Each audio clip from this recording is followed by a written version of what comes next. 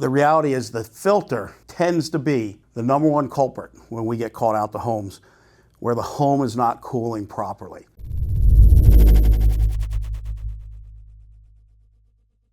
Basically what we have a lot of times, we have systems we call deregulating, right? If you have a 5-ton system, let's say your system is sized right for your home, it's 5 tons, and on a 85-degree day, it operates as a 5-ton, right? Or 60,000 BTU. It might operate at 58,000 BTU, right? But take the temperature up to 100 or more. That system actually may deregulate down to a 4-ton. So while it's still cooling, the capacity that it's putting out is closer to that of a 4-ton. So if your home needs a 5-ton and now this is deregulated down because of the temperatures to a 4-ton, what's the natural and probable outcome? It's going to take longer to cool your home. So high humidity, another big issue. You have to get that latent heat. Latent heat is the humidity in the air, all right? Think of your temperature here, and you want to get it here. Well, the sensible heat is what you're going to see that you'll actually measure. 80 degrees, 78 degrees, so on and so forth. But it will not start bringing down that sensible heat, that actual temperature that you can feel and measure until the system pulls out the latent heat. It's going to run. And then once it gets that latent heat out of the air, it's going to start pulling down the sensible heat. How do you know? If it's pulling out a lot of moisture, go outside your house.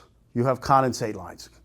Most homes have 2. They should have 2. One's a primary, one's a secondary. Primary is usually low to the ground, and you'll see water coming out. You might have a lot of grass growing near it. I've even seen trees that sprouted up near the condensate line because it's constantly feeding it water. The secondary is going to be above a window. Whether you're a single-story home, 2-story home, most of the time it's going to be above a window. Why?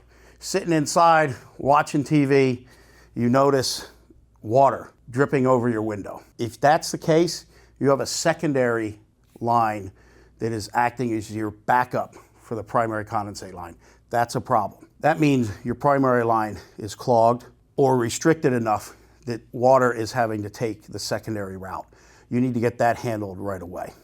Good news is, if you're handy and you can easily access your condensate line, you may be able to clear it out with a little warm water and some vinegar, if it's not a real bad clog. It's worth a try. If that doesn't work, don't mess around with it. Call an air conditioning company, call a licensed contractor, call the general, get them out there, let them check out the line, let them clear the line properly. Because if that secondary backs up, where's the water go? I'll let you figure that one out for yourself.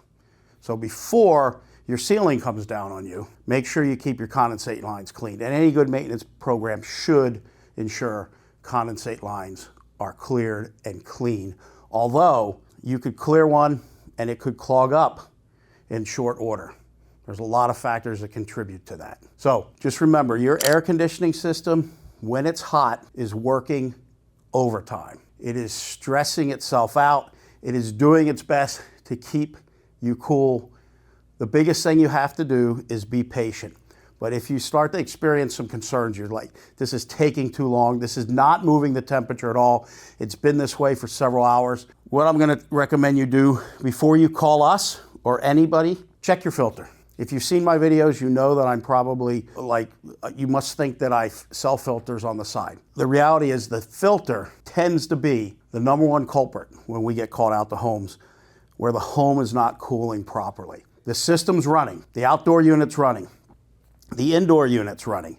It's just not bringing down the temperature. We send a technician out. First thing a technician's gonna do once he goes to the thermostat and make sure all the components are operating, he's gonna go to your filter, he's going to pull your filter out. And I will tell you, 80% of the time, the filter is to blame. Now, it may not be just the filter, but a filter is the contributing factor. So pull that filter out, change that filter. If it's dirty, put a new filter in, be patient. If it's still not cooling, give us a call.